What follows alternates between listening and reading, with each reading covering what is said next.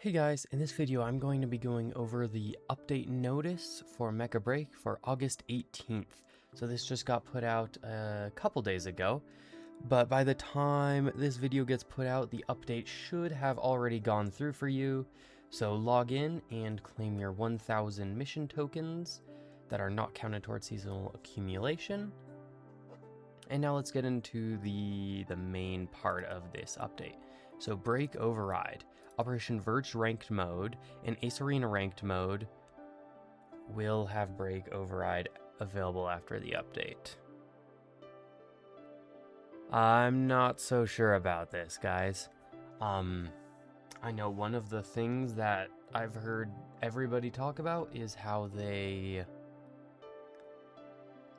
were appreciative and liked that the break was not usable in the ranked mode because people just don't like the break too much and they think it kind of messes with the ranked system.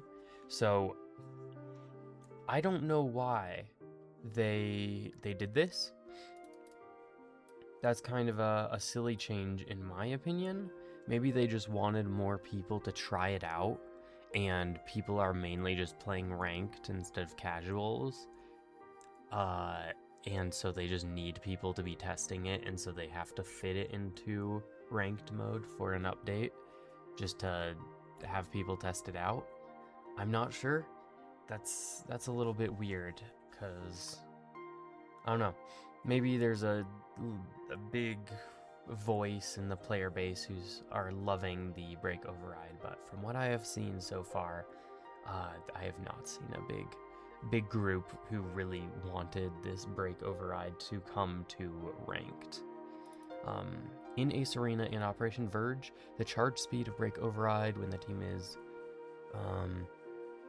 at a points disadvantage has further increased. Okay, so before, if you were losing a game pretty badly, it might not kick in too much, but now it'll kick in more. Additionally, the conditions for determining the disadvantage time side on the Palm Bay Harbor for Longman launch site has been optimized. Okay. And optimized weapon descriptions for break override. Okay. Break override balance adjustments. For all strikers. Okay, all strikers are getting this. While break override is active, you can become immune to blade clashes and parries. Oh wow. You become immune to parries? That's kind of annoying. Okay. I'm not sure about this. I mean, it'll definitely feel better for the person who's ulting, but for everybody else it'll feel terrible because you literally won't be able to do anything if you can't parry things. Okay. Elyseness break override, Gauss cannon, additional effect. Okay, so yeah, for Elyseness you just get full ammo, so you can start off with like a full kit for it. Narukami, charged beam cannon, additional effect, reloads 3 rounds each for close range and sniper mode. Okay, goes up by 10% damage and up by 10% in the reticle size. Okay, that sounds fine. That's not too crazy. Pinaka, cover airdrop kit. Okay, so it just reloads full Pinaka. Okay, so it looks like maybe some of these guys didn't have their full kits, and now they'll just have their full kits whenever they use the break override.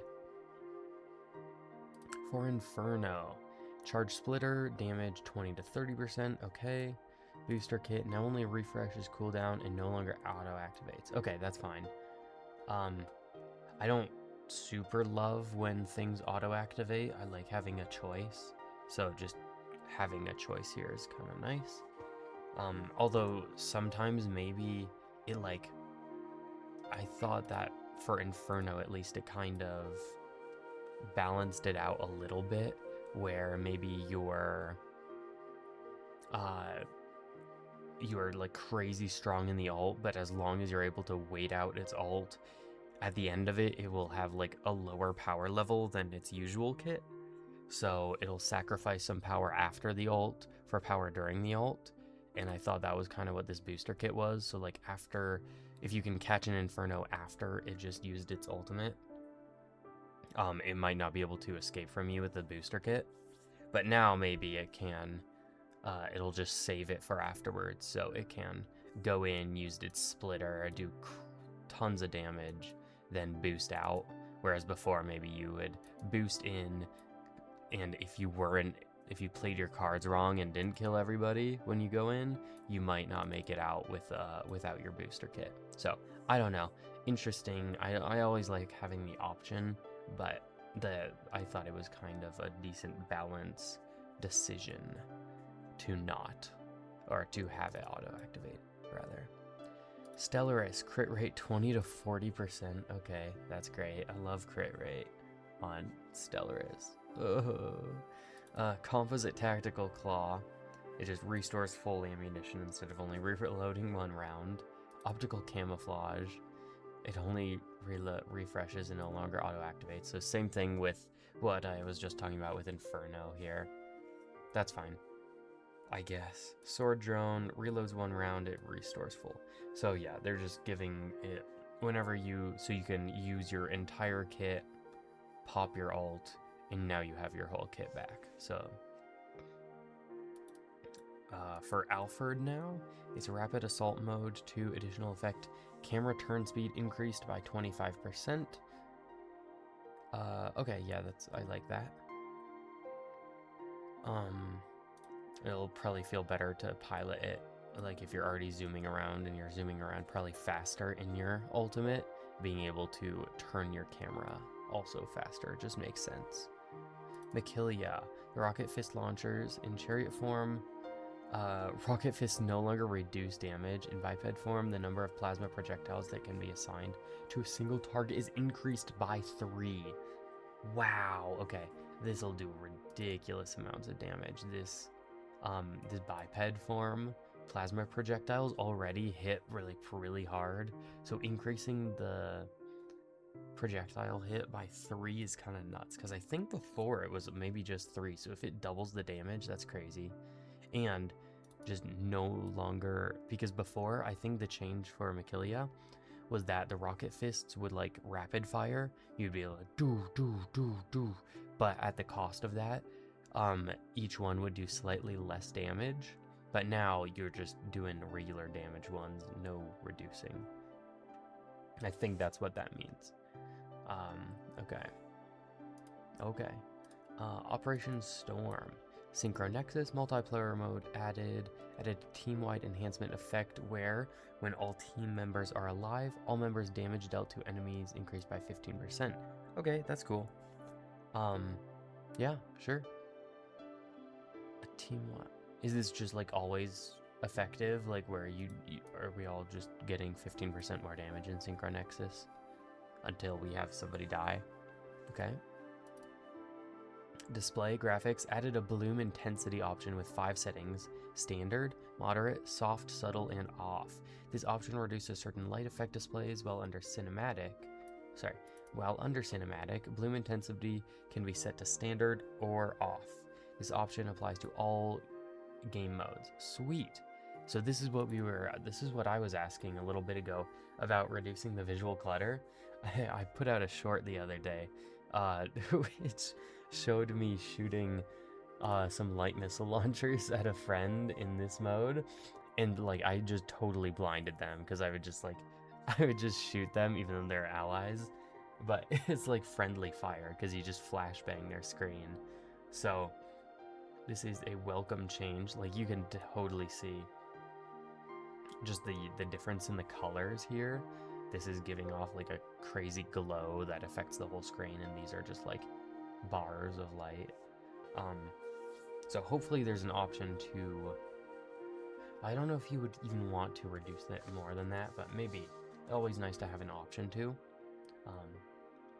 Yeah, but speaking of my other videos, guys, if you are enjoying my content, feel free to leave a like and subscribe. I would really appreciate it. But now here, let's keep on going. So, the Spectral Nexus and Synchro Nexus leaderboards will be finalized during the downtime, and corresponding rewards will be distributed after the update concludes. Cool. After the update, bi-weekly challenge upgrade will rotate to Beam Array. Oh, right, okay, yeah. Oh, I wonder... I wonder, is this beam array? Because if everybody just gets this is going to be annoying. Emitter support starts with the emitter support chips. Splitter support starts with splitter support. Strategic reserve starts with 1,000 virtual tokens. Crit boost, enemy crit rate 5%. Frame reinforcement, enemy HP 20%. Okay. Oh, geez, 20% more HP for the enemies. I guess we're getting 15% more damage, so that's kind of balances itself out. But this crit boost is kind of interesting because you'll definitely not want to give enemies too high of crit damage.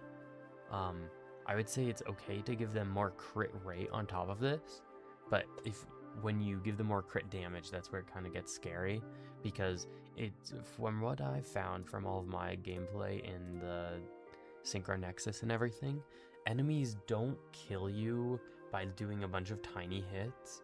Like, you're able to out-heal that. The only way you'd really be able to die is if someone hits you with one massive hit. So if there's like an enemy with a high damage, like one-shot capability, and even if with 5% crit rate, if you give it a bunch of crit damage, it only takes one shot to end your whole run. So if it does, I would rather an enemy does like every single time they hit, it crits, but it only does double damage or something, rather than 5%, it does like 1,000% damage to me. So just something to keep in mind, I guess. And now shop rotation. General store limited edition. Limited sets will rotate after the update. Current outfit sets and accessories will be removed and replaced with returning sets and the matching themed accessories. Ace recruitment. So the discount rotation. All striker sales are ending. So because they had all of the strikers on sale, now the only ones will be Falcon and Stellaris. So if you want Falcon and Stellaris, this will be your next week's, and I believe we're going to start seeing this same rotation where the first couple weeks it is a discount on all the strikers, and then it will follow like 2, 2, and then 3, or something along those lines. So the next time these ones will be out will probably be Season 6, where all of them might go on sale again. So just keep that in mind. System adjustments and bug fixes. System adjustments. The time allowed to initiate a surrender in Operation Verge in a Serena has been reduced to 3 minutes. Okay, so you can surrender faster now. Tactical Station Custom Room now supports skirmish. Oh, that's cool. Okay, that's just fun.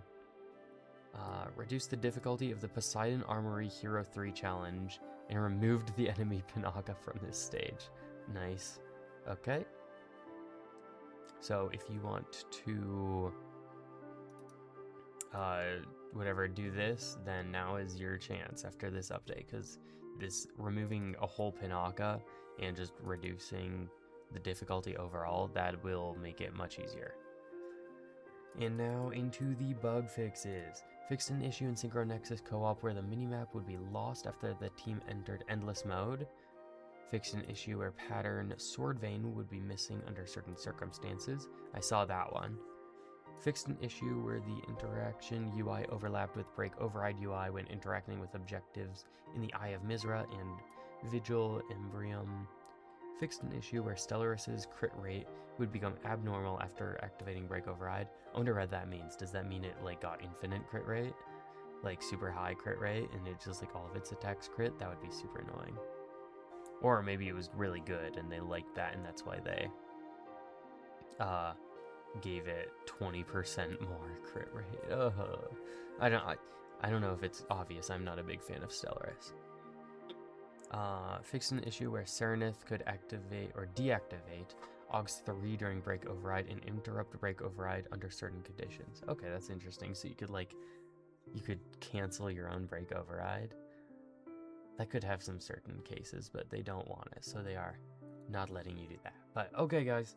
So overall, not at all what I was expecting. I got to this a little bit late. I've been on vacation, but this I can't say I was expecting coming back to this. If you had asked me like a couple days ago, I would not have guessed that they would add Break Override to ranked. personally, I don't mind. I've been wanting to try more of the break overrides. And also I've been wanting to grind ranked, but since I only have like a limited amount of time, I can't really do both. So I'm fine with this. If it's like only for an update because they want whatever ranked players to just see how it feels, then that's fine. I don't know if I've like seen specifically people like saying that they loved that it wasn't in ranked. So maybe, and they have in the past, they have been very open to criticism and open to change. So like, for example, this display graphics, like we asked for that, they did it. So if people really, really, really hate break override in ranked and it really breaks the game, then I don't see why they wouldn't revert this change or say something that it was just in there for a little bit. So overall, I'm a little bit surprised with these patch notes. Obviously, the devs know a lot of the backhand stuff and all the whatever, a bunch of stats that we don't get to see as the players. But overall, I think that they still seem to have a vision for the game, so I would not count them off yet. And with that, thanks for watching. See you next time.